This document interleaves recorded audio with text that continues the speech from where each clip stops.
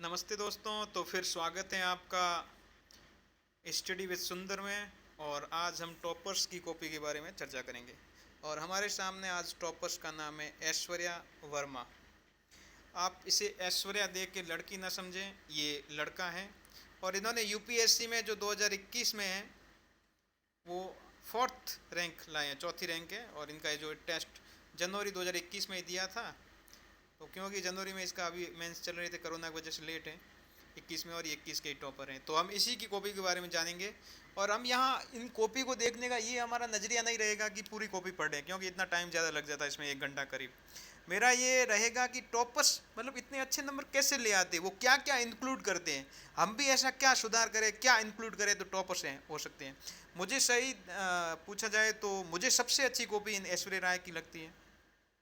इनकी सारी कॉपी है ऐश्वर्या की, वो मैं ला के रखा हूँ मेरे पास, सारी की सारी इनकी कॉपियाँ हार्ड कॉपी के रूप में भी है क्यों, और मैं इनको पढ़ता रहता हूँ। तो मैं आपको ये दिखाना चाहता हूँ कि आप कैसे बेहतर आंसर लिख पाएंगे, जिससे कि आपको भी अच्छे नंबर आए मेंस में। क्योंकि पूरा खेल देखा जाए तो मेंस का ही होता है। पीटी तो नॉर्मल होता है, पास कर लेते हैं, लेकिन फिर मेंस में आके हड़बड़ा जाते हैं और सही पूछो तो नहीं लिखा जाता, प्रॉपर नहीं लिखा जाता है। पता नहीं ये टॉपर्स पहले से फर्स्ट अटेम्प्ट में कौन कौन सी रणनीतियाँ लेके चलते हैं कि इनको बेहतर। और मुझे जहाँ तक लगता है कि ये भी टॉपर्स की कॉपी को ही फॉलो करते कंटिन्यू, और उसी की तरह अप्लाई करते हैं और ये दोबारा टॉपर बन जाते हैं। तो क्यों ना हम भी इस कॉपी को ज़्यादा से ज़्यादा देखें, फॉलो करें और टॉपर्स की रणनीति को अपनाएं। तो हम दो चार पॉइंट अगर पहले अगर मैं बात करूं तो सबसे इंपॉर्टेंट यह होता है कि आप संदर्भ के ऊपर आपकी बहुत पकड़ अच्छी हो। जैसे संदर्भ अगर क्वेश्चन का डायमेंशन के रूप में अगर 2 संदर्भ है, 3 संदर्भ है, अलग अलग है, ठीक है ना। जैसे चुनौती का अलग संदर्भ है, उसका समाधान एक अलग संदर्भ है, उसने सरकारी क्या योजनाएं हो सकती है अलग संदर्भ है, प्रस्तावना अलग होती है और निष्कर्ष अलग होता है। 4-5 चीज़ें होती है मुख्यतः क्वेश्चन में, ये 5-6 डायमेंशन से संदर्भ खुलता है। किसी किसी में जैसे 10 नंबर वाला क्वेश्चन है ये है तो इसमें 3 संदर्भ होंगे, जो 15 नंबर वाला होगा उसमें 4-5 संदर्भ होंगे। सबसे पहले एक सारी संदर्भों की चर्चा करनी और शॉर्ट में करनी। कभी कभी क्या लड़का होता है कि जिस संदर्भ की उन्होंने अच्छी व्याख्या आती है ना, उसमें तो वो 7-8 पॉइंट वाइज में ज़्यादा लिखना चाहिए, 7-8 पॉइंट लिख देते हैं। और जिस संदर्भ के ऊपर उनको कम नॉलेज होता है तो उसमें 1 पॉइंट ही लिखते हैं, वो गलत है। बराबर रखो, 4 पॉइंट सब में रखना है, क्योंकि 150 शब्द है, 200 शब्द में तो ज़्यादा 150-250 लिखना होता है, तो ज़्यादा हमारे पास स्कोप नहीं होता है शब्दों का। तो संदर्भ सबसे इंपॉर्टेंट। दूसरी जो मुझे इस ऐश्वर्या की, मैं तो कॉपी सब पढ़ चुका हूँ ऐश्वर्या के, उसमें मेरे को ये लगता है एग्जाम्पल, ये प्रत्येक क्वेश्चन के अंदर एग्जाम्पल डालते हैं, ठीक है। डायग्राम है, मैपिंग वेपिंग तो मेरे को लगता है इन्होंने कम ही की, लेकिन डायग्राम का भी ये यूज़ करें। तो अभी हम सारी कॉपी देखेंगे। मैं कोशिश करूंगा कि 15 मिनट में ये कॉपी मैं देख पाऊँ और आपको दिखा सकूँ। तो पहला क्वेश्चन है कि स्मारकों के संरक्षण के संदर्भ में भारतीय पुरातत्व सर्वेक्षण की भूमिका की व्याख्या कीजिए। तो सबसे पहले है ना, भारतीय पुरातत्व सर्वेक्षण है वो स्मारकों का कैसे संरक्षण करता है, सबसे पहले आपको ये बताना है। और दूसरा पूछा है कि एएसआई द्वारा सामना की जाने वाली चुनौतियां और उससे निपटने के उपाय। इसमें मतलब 3 चीज़ें पूछी हुई है। सबसे पहले आप इसकी भूमिका लिखोगे, फिर इसमें बताओ कि एएसआई की भूमिका क्या है, फिर सेकंड बताओ कि इसमें चुनौती क्या है, चौथे में बताओगे उपाय क्या, और 5वें में बताओगे निष्कर्ष क्या। देखना ये टॉपर्स भी यही लिखेगा। सबसे पहले एएसआई के बारे में इन्होंने भूमिका लिख दी। बोला कि अलेक्जेंडर जो कनिंघम है ना, उसने इसकी स्थापना की थी, डिस्कवर किया था।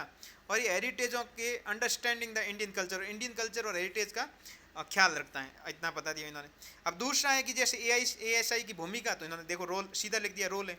अब भूमिका में क्या क्या पॉइंट है, सबसे पहले पॉइंट लिखा डिस्कवरी ऑफ न्यू साइट्स, ये नए नए साइट्स को खोजता है। और इन्होंने एग्जाम्पल दे दिया, हड़प्पा वाज डिस्कवर्ड इन 1920 में, हड़प्पा को खोज लिया गया था, ठीक है ना, राखल दास बनर्जी के द्वारा, हो गया। दूसरा इन्होंने पॉइंट भूमिका में जो इनका सॉरी जो रोल है, रोल में इन्होंने बोल दिया अंडरस्टैंडिंग द कल्चर। और इसमें देखो उदाहरण दिखेंगे, एग्जाम्पल लिख दिया, कल्चर कैसे हुआ, तो fire altars and Kalibangan means important to rituals, ठीक है, ये एग्जाम्पल। तीसरा इनकी जो रोल्स है इसमें देख लिया इन्होंने, प्रिजर्विंग द एग्जिस्टिंग साइट, जो भी एग्जिस्टिंग साइट है उनको संरक्षित करना, तो ठीक है, इसमें एग्जाम्पल नहीं दिया। चौथे में देखो, चौथा इन्होंने, क्योंकि इनके पास समय अब कम है और शब्द भी कम लिखना है ना, तो 2-4 में दे दिया, और जिसमें एग्जाम्पल नहीं आते जबरदस्ती नहीं घुसाने, लेकिन कोशिश करनी का अपने को एग्जाम्पल देने। चौथा इन्होंने लिख दिया रेस्टोरेशन ऑफ साइट्स हैं, इसके बारे में लिख दिया। फिर इन्होंने दूसरा हमारा संदर्भ खुलता था, देखो पहला इन्होंने भूमिका लिखी, सेकंड इन्होंने रोल्स लिख दिया, तीसरा अब चैलेंजेज है। तो चैलेंजेज में देखो इन्होंने वेन डायग्राम के माध्यम से चैलेंजेस दिखा दिया। अपन की तरह ये पॉइंट नहीं लिखने हैं, ठीक है ना, चैलेंजेज आप देख सकते हैं, नॉर्मल लिख देते। फिर इसमें क्या है कि मेजर्स टेकन, क्या क्या उपाय किया जा सकते हैं, तो इन्होंने जो मिनिस्ट्री ऑफ कल्चर है, टूरिज्म है, अडॉप्ट हेरिटेज है, प्रमोशन टूरिज्म, जिसने भी गवर्नमेंट की योजना जितनी चलाई है उतने लिख दी। और लास्ट में इन्होंने जो निष्कर्ष लिख दिया, कंक्लूज कर दिया कि ASI is a instrument to reconstruction the religious history of India या glorious history of India, sorry. तो ये क्वेश्चन इस प्रकार इन्होंने खत्म किया। दूसरा क्वेश्चन है कि भारतीय कला में भारत में जनजातियों की सामाजिक आर्थिक परिवर्तन के लिए आर्थिक संसाधन एक उपकरण के रूप में कार्य करने की असीम क्षमता है। जनजातियों की कला के लिए हम कार्य करने की असीम क्षमता है, स्पष्ट कीजिए भाई किस किस क्षेत्र में कार्य करने की क्षमता है, ठीक है। साथ ही इस संदर्भ विद्यमान चुनौतियाँ, इसमें सबसे पहले आप भूमिका लिखो, फिर इसमें लिखो कि सामाजिक आर्थिक परिवर्तन के लिए एक आर्थिक संसाधन है, एक उपकरण के रूप में कार्य करने की। तो सामाजिक और आर्थिक दोनों को अलग अलग खोल के बता दो, ठीक है। 2 पॉइंट हो गए। तीसरा इसमें चुनौतियाँ बता दो और चौथा इसमें निष्कर्ष लिख दो। 10 नंबर का क्वेश्चन है, 150 शब्द में इतना ही आएगा। सबसे पहले इन्होंने भूमिका बता दी, फिर मैं बता दिया पोटेंशियल कहाँ है। तो देखो सबसे पहले पॉइंट वाइज आपको लिखना है, जब भी लिखो ना सबसे पहले पहला पॉइंट लिखो, उसको अंडरलाइन करो, फिर उसकी व्याख्या करो, फिर एग्जाम्पल दो। जैसे एज एन इकोनॉमिक सोर्स है, तो सोर्स में इन्होंने बता दिया, उसके बाद एग्जाम्पल दिया ह्यूमन हार्ट है, जो ह्यूमन हार्ट लगाते हैं। सेकंड एग्जाम्पल और दिया, नहीं ये सेकंड पॉइंट है, उसका एग्जाम्पल है, ठीक है। GI टैक्स है। अब सोशल इकोनॉमिक ट्रांसफॉर्मेशन के लिए क्या क्या किया जा सकता है, ठीक है ना। तो इन्होंने सोशल इकोनॉमी के बारे में ये 3 पॉइंट लिख दिए। आप पढ़ना चाहे पढ़ लो। अब चौथा पॉइंट हमारे पास था चैलेंजेस क्या है, तो इन्होंने चैलेंज लिख दिया लैक ऑफ अवेयरनेस है, ठीक है। डिक्लाइनिंग आर्ट्स है, आर्ट्स इनकी घट रही है। देखो ये जो कॉस्ट में एग्जाम्पल के रूप में इन्होंने बताया हुआ है। अब poverty and insolation due to rigs terrain है, लैक्स ऑफ चैनल्स प्रॉपर नहीं हो पा रहा है इनके साथ, आदि महोत्सव जैसे। और ये लास्ट में इन्होंने ये जो था भूमिका निष्कर्ष के रूप में आदि महोत्सव के बारे में बताया है। लैक्स ऑफ चैनल के बाद ये गवर्नमेंट का कंडक्ट के बारे में आदि महोत्सव दे दे। जैसे आदि महोत्सव है, जनजातियों को जोड़ने के लिए उनको कैसे चुनौतियों करके, और इन्होंने कितना प्रॉपर और कितनी अच्छे से दिख रहे हैं इनका। UPSC मुझे अगर पूछा जाए तो सबसे इंपॉर्टेंट जो थी प्रेजेंटेशन, आपका प्रेजेंटेशन बढ़िया है ना, तो आपकी न तो राइटिंग देखी जाएगी, न शब्द सीमा देखी जाएगी, और न ही जितना कंटेंट तो देखा ही जाएगा, लेकिन प्रेजेंटेशन सबसे अच्छा होता है। अगर जैसे ये क्वेश्चन है अब ट्राइबल्स वाला, इसमें अगर ये मैपिंग कर लेते हैं तो बहुत बेहतर था। ट्राइबल्स कौन कौन से एरिया में इंडिया के, वो इंडिया का मैप बना के वहाँ मैपिंग करके दिखा सकते थे, ठीक है। ये हो गया। अब ये फर्स्ट क्वेश्चन है, जैसे हिस्ट्री वाले क्वेश्चन है, पॉलिटी वाले क्वेश्चन है, सॉरी ज्योग्राफी वाले क्वेश्चन है, उसमें मैपिंग का स्कोप होता है। जैसे उसमें ट्राइबल वाले में था, इसमें भी था। ASI ने कौन कौन सी धरोहरों को संरक्षित किया है, जैसे हड़प्पा है, लोथल है जो गुजरात में, राजस्थान में कालीबंगा है, कौन कौन सी साइट है, मैपिंग बना के दिखा दो। तो ये जो मैपिंग वाला इन्होंने नहीं बना रहे, लेकिन कुछ कुछ त्रुटियां हैं जो मैं आपको बता सकता हूँ। अगर ये क्योंकि मैं तो सिर्फ एक ऐश्वर्य की कॉपी नहीं पढ़ रहा हूँ, मेरी ये सिद्धांत रहा हुआ है कि मैं दिन में कम से कम 2-3 टॉपर्स की कॉपी पढ़ता ही रहता हूँ। और मैंने तकरीबन देख लो मेरे को 4-5 साल हो गए तैयारी करते हुए, तो मैंने बहुत टॉपरों कॉपी पढ़ी है। शायद ही कोई टॉपर ऐसा होगा जिसकी कॉपी मैंने नहीं पढ़ी है। तो प्रेजेंटेशन सबसे अच्छा होना ज़रूरी है। अब जैसे ये तीसरा क्वेश्चन है कि यद्यपि भारत सरकार अधिनियम 1919 ने कुछ मौलिक प्रशासनिक परिवर्तनों का प्रस्ताव किया, तथापि ये भारतीयों की आकांक्षाओं को पूरा करने में असमर्थ रहा। मतलब जो 1919 का एक्ट था ना, उसने मौलिक प्रशासनिक परिवर्तनों का तो प्रस्ताव दिया, ठीक है, कि मौलिक जो प्रशासनिक होता है, प्रशासन क्योंकि वो रूट हो जाता, प्रशासन इतना अच्छा नहीं था, प्रशासन में एज भी ज़्यादा कम होती रहती थी, भारतीयों की नियुक्ति भी बहुत कम हो रही थी। तो ये मौलिक प्रशासनिक परिवर्तनों का प्रस्ताव किया, तथापि ये भारतीय आकांक्षाओं को पूरा करने में असमर्थ रहा। लेकिन भारतीय जो उदारवादी थे, गर्मपंथी थे, जो चाहते थे कि ऐसी हमारी नौकरशाही होनी चाहिए, वैसी नौकरशाही हो नहीं पाई। इसका विस्तार से वर्णन करना है तो इन्होंने देखो, जैसे 1920 में बोला, 1919 में, तो 1920 में डायरेक्ट इन्होंने बोल दिया कि British government 1920 faced various pressure both internally and in Britain to bring constitution change in India. मतलब ये भारत जो ब्रिटेन का संविधान है वो भी कह रहा था, और भारतीय लोग थे वो भी कह रहे थे, और इसमें प्रेशर में थे ये British government in the back, क्योंकि हमारे जो इंडिया के लोग थे वो ब्रिटिश पार्लियामेंट में भी थे। In this backdrop August declaration of the 1917 paved the way of the government of India act 1919। और इस संदर्भ में उन्होंने जो भी चर्चा की, 1919 एक्ट पारित किया। देखो इन्होंने जो इंपॉर्टेंट लिखा है उनमें देखो नीचे अंडरलाइन की है। अंडरलाइन करना बहुत ज़रूरी है। आप जो इंपॉर्टेंट चीज़ होती है इसको अंडरलाइन करके दिखाओ, क्योंकि आप क्या मानते हो, आपकी कॉपी जो UPSC वाला चेक कर रहा है, चेकर हैं, एवल्यूटर हैं, वो आपकी कॉपी मात्र 15 से 20 मिनट में चेक करके हटा देता। वो आपकी टू द पॉइंट पूरे के पूरे पॉइंट नहीं देखता कि आपने क्या लिखा है क्या नहीं लिखा, वो ऊपर से देखता है कि काम की चीज़ कितनी आ गई, क्योंकि उन्होंने तो कॉपी चेक करने में उनकी उम्र गुजर गई है, ठीक है। तो वो आपका पॉइंट क्या लिखा है चेक वे कैसे नहीं करेगा, वो नॉर्मल आपकी कॉपी को ऊपर से देख लेगा, प्रेजेंटेशन कैसा है, टू द पॉइंट कितना है, ढंग के पॉइंट लिख दिए, जो गवर्नमेंट की योजना सही बताई नहीं बताई, चैलेंजेस आपको हर बार एक ही चैलेंज नहीं बताना है। अवेयरनेस की कमी हो गई, 2-4 जो चैलेंजेस होते हैं वो फिक्स होते हैं, और 2-4 उपाय होते हैं वो फिक्स होते हैं। मैं क्या है कि अभी कॉपियाँ मैं भी चेक कर रहा हूँ, तो मैं देख रहा हूँ कि सेम पॉइंट, हर पॉइंट एकदम परफेक्ट आ रहा है, लेकिन इनका देखो, इनमें एक भी पॉइंट सेम नहीं है, हर क्वेश्चन में डायमेंशन रहेंगे, हर क्वेश्चन अलग अलग रहेगा। तो ये पूरा माइंड का खेल है, ये पूरा टॉपर्स की कॉपी पढ़ के ही हम समझ पाएंगे। जैसे गवर्नमेंट इंडिया 1919 रेडिकल चेंज क्या क्या हुए थे, तो ये देखो 4-5 जितने भी चेंज हुए, ठीक है ना, ये एग्जाम्पल भी साथ में इन्होंने डाले हैं, तो ये आप आराम से देख सकते हो।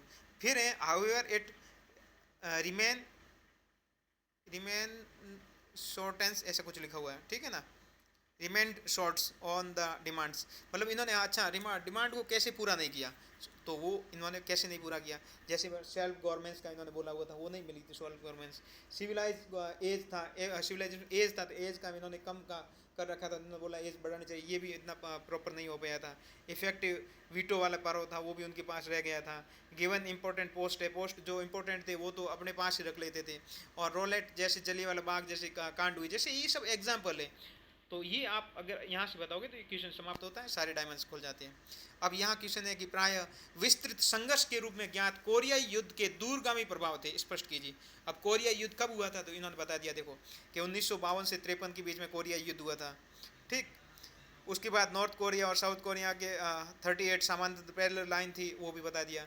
अब फॉरगटन कॉन्फ्लिक्ट कौन कौन से थे लास्ट 6 ईयर में जो हुआ था, और how it had for reaching implementation कैसे हो सकता है, ठीक है, ये सारे। और ये मैपिंग भी कर ली इन्होंने 38 लाइन की, और ये पॉइंट टू पॉइंट और जो एग्जाम्पल के साथ। और देखो ये नीचे सबसे इम्पोर्टेंट ये निष्कर्ष के रूप में ये बता दिया है। पृथ्वी के चुंबकत्व की उत्पत्ति की व्याख्या करते हुए सौर कणों के साथ इसकी अंतःक्रिया के विशेष संदर्भ में इसके महत्व पर चर्चा करो। अब चुंबकत्व की जो भी थी ना, देखो यहाँ सबसे पहले भूमिका बना दी है सौर कणों के संदर्भ में। देखो एक मैपिंग कर लिया है, एक अच्छा से मैपिंग हो गया है। उसके बाद जो भी है, देखो यहाँ काट छाट बिल्कुल नहीं है, नए नए जो भी इंपॉर्टेंट पॉइंट है वहाँ पर इन्होंने अंडरलाइन किया है।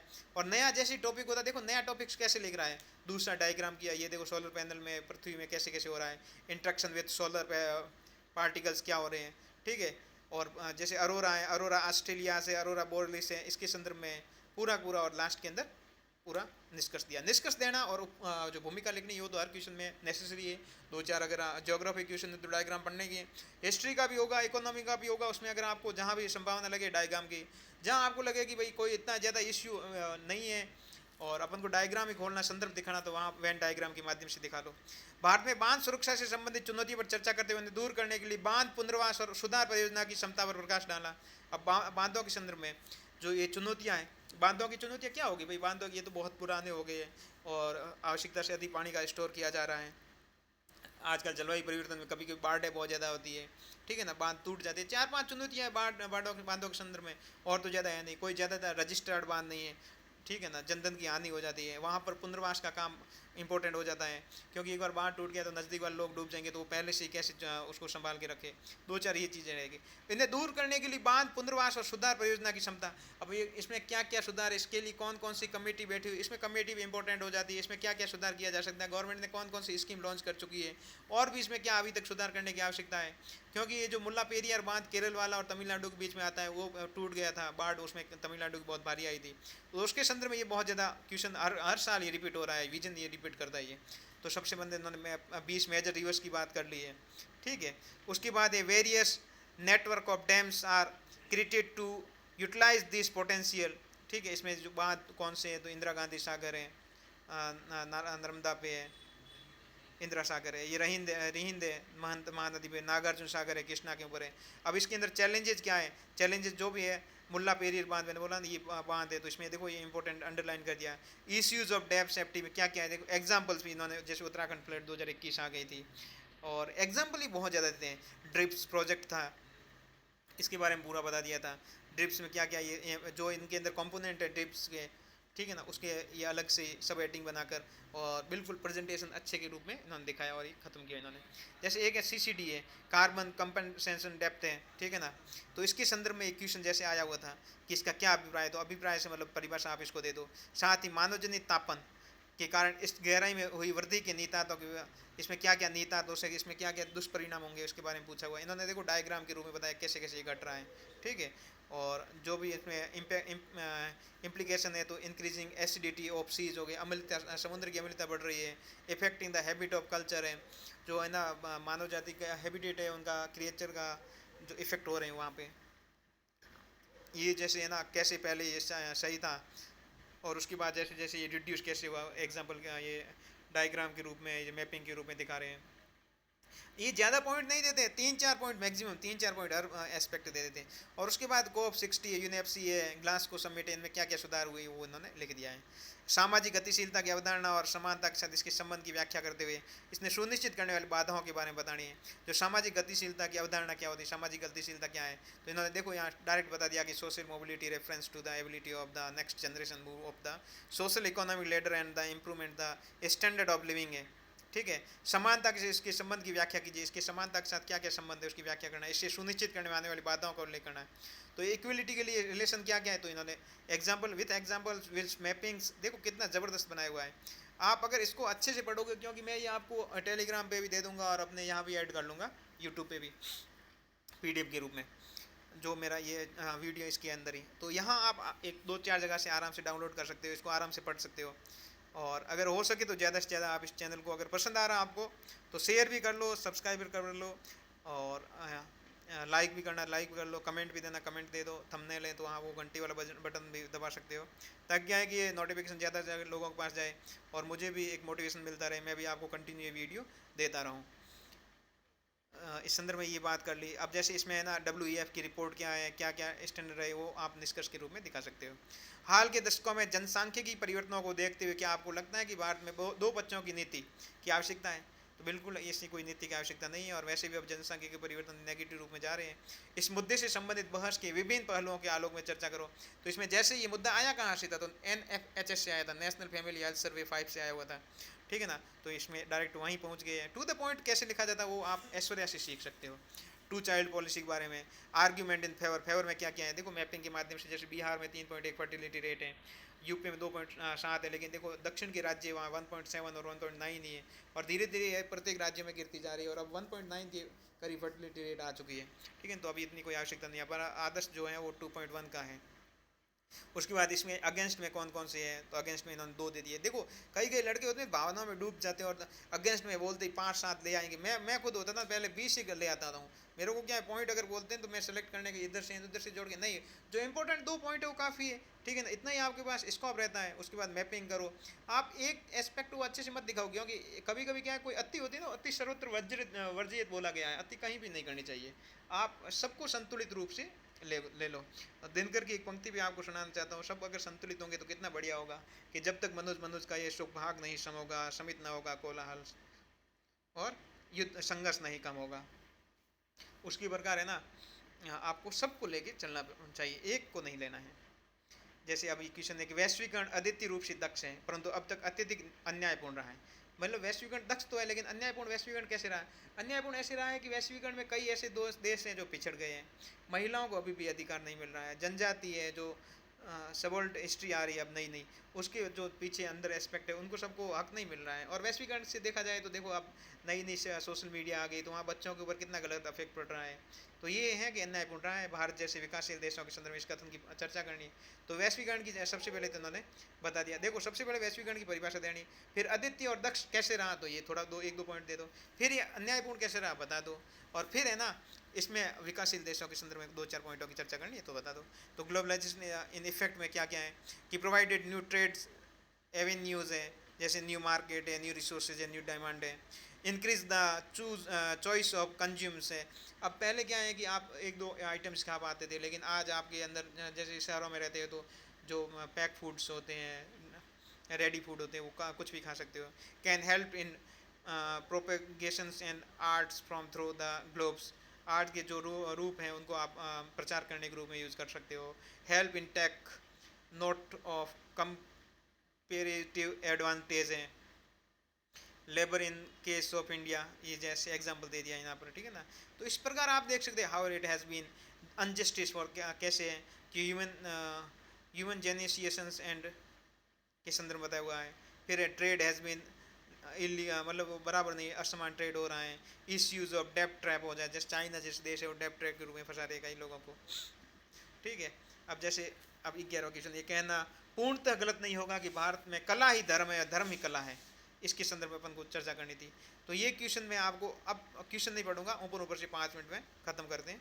इसमें जो इंपॉर्टेंट, जैसे ये देखो साखिया भी बना दिया यहाँ पे जो हमारा पवित्र है। इस साखी को देखकर अगर कोई बुढ़ा लोग कॉपी चेक कर रहा होगा ना तो कितना पसंद होगा। मेरे को लगता है इस साखी के रूप में ही इन्होंने काफ़ी इंप्रूवमेंट कर लिया होगा, क्योंकि पीछे वाले क्वेश्चन में जाके उसने एक एक नंबर बढ़ा दिया होगा। जो हिंदू कल्चर को मान रहा है वो प्रसन्न हो जाएगा। इसे ही तो बोलते हैं जमीन से जुड़ाव। ये दिख रहा है यहाँ पर, ठीक है। आप कुछ अलग करोगे तभी आपको नंबर आएंगे, नहीं तो एक जैसा तो सब लिख रहे हैं, वो भी पढ़ पढ़ के थक जाते हैं एक चीज़।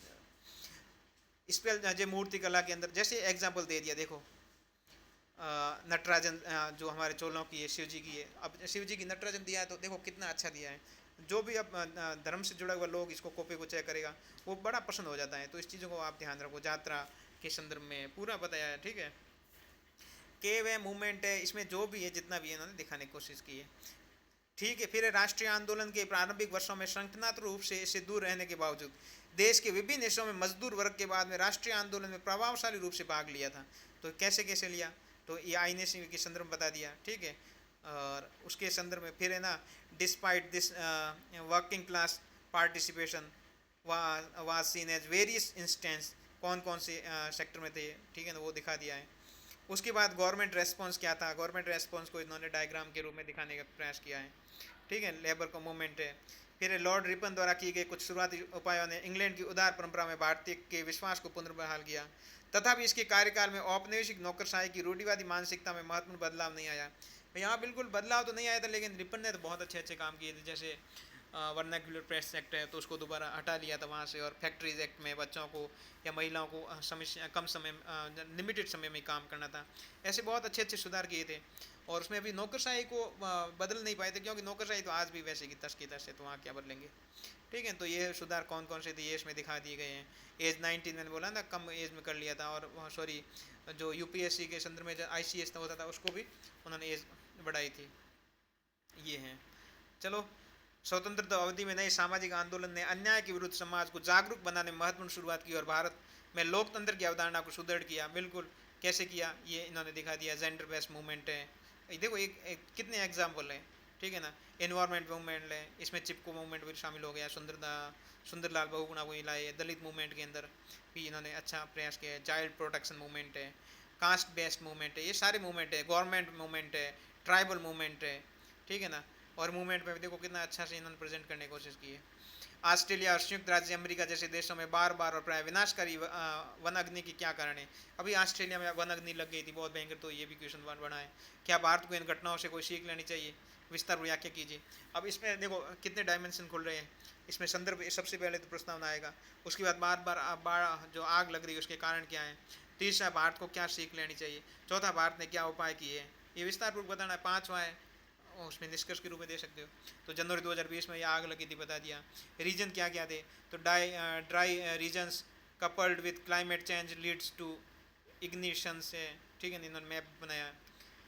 Native aberrations due to the event like El Nino के संदर्भ बता दिया। लैक ऑफ क्यूब रेस्पॉन्स नहीं है, ठीक है। ह्यूमन एरर होती है, मान लो क्या करता है कोई बीड़ी पी लेता है तो बीड़ी पीने से आग लग जाती जंगलों में। प्रॉपर प्लान ऑफ एक्शन नहीं है कि क्या एक्शन है। अब इंडिया में कहाँ आग लगी है उसके पर संदर्भ बता दिया। कब कौन कौन सी ईयर में लगी ये भी बता दिया, राज्य कौन सा था, और इंडिया को यहाँ से क्या सीखना चाहिए, लर्न क्या करना चाहिए ये बता दिया था। कि लोकल कंपनी लोगों को साथ में करना चाहिए, ठीक है ना। और ग्रीन कवरेज बढ़ाना चाहिए। बांदीपुर फायर्स लगी तो उसमें क्या सीख थी। हैजार्ड मैपिंग करनी चाहिए। प्रॉपर एक्शन प्लान होना चाहिए, जैसे NDMA national disaster management act 2005 है, इसके संदर्भ में इन्होंने बता दिया है। चर्चा कीजिए भारत को सीमा पार बाढ़ प्रबंधन तंत्र की आवश्यकता क्यों है। तो सबसे पहले बता दो क्यों आवश्यकता है, क्योंकि इंडिया में बाढ़ बहुत ज़्यादा आ रही है। साथ ही सीमा पर बाढ़ प्रबंधन से जुड़े प्रमुख मुद्दों को वर्णित करते हुए कहाँ कहाँ बाढ़ आए थे, कहाँ कारण, इस संदर्भ में उपचार क्या किया जा सकता है वो बताओ।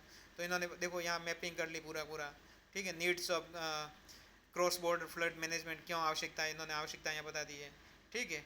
उसके बाद है मैनेजमेंट ऑफ डैम्स है, मिस मैनेजमेंट, डैम का मिस मैनेजमेंट है, तो इसमें एक एग्जांपल भी दे दिया है।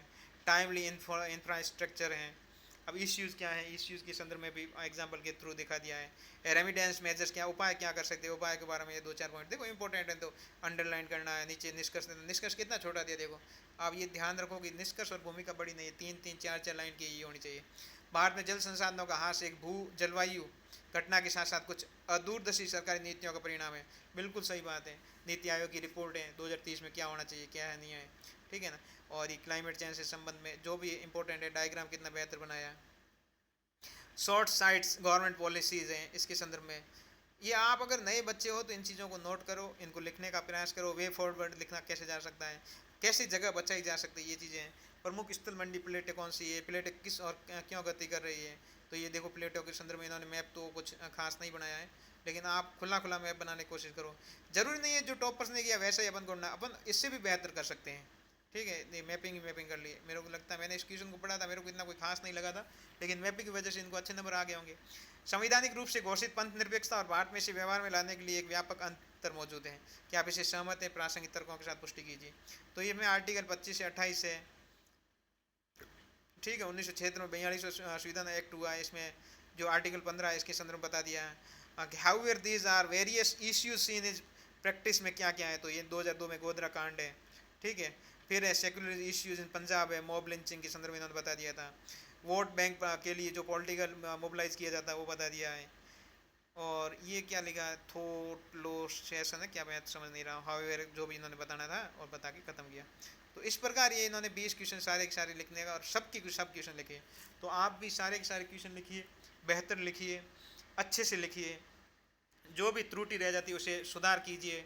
टॉपर्स की कॉपी का आप ज़्यादा से ज़्यादा पढ़ने की कोशिश कीजिए। मैं आपको टॉपर्स की कॉपी एक हफ्ता में 2-3 तो आराम से ला के दिखा सकता हूँ, और शायद टाइम रहा तो दिखाता रहूँगा। मैं वैसे ही पढ़ता रहूँगा। मैं जब भी टॉपर्स की कॉपी पढ़ूंगा तो मैं स्क्रीन रिकॉर्ड करके और आपको भी दिखाने की कोशिश करूँगा। 1-2-4 दिन बाद तो मेरी यहाँ और भी अच्छी क्वालिटी हो जाएगी, क्योंकि मैं अभी वो iPad लाने वाला हूँ, एप्पल वाला, तो उसमें फिर अच्छा ही दिखाएंगे आपको। अभी तो मोबाइल में है तो हो सकता है क्वालिटी के साथ आपको भी समझौता करना पड़ रहा है और मुझे भी करना पड़ रहा है। उसमें मेरे को भी पढ़ने में थोड़ा अच्छा लगेगा और आपको भी समझने में बेहद अच्छा सा लगेगा। जो भी नए बच्चे हैं जिनको भी इंटरेस्ट है वो जुड़ना चाहते हैं, जुड़िए। और अगर सब्सक्राइबर है, शेयर है, लाइक है, कमेंट है, ठीक है, बेल आइकन वाला वो नोटिफिकेशन आपको मिलता रहेगा। टेलीग्राम चैनल भी ज्वाइन कर सकते हैं। आपको भी अगर कोई सुझाव देने हैं तो आमंत्रित है, आपके सुझाव आप बताइए। ठीक है दोस्तों, फिर इतना ही है।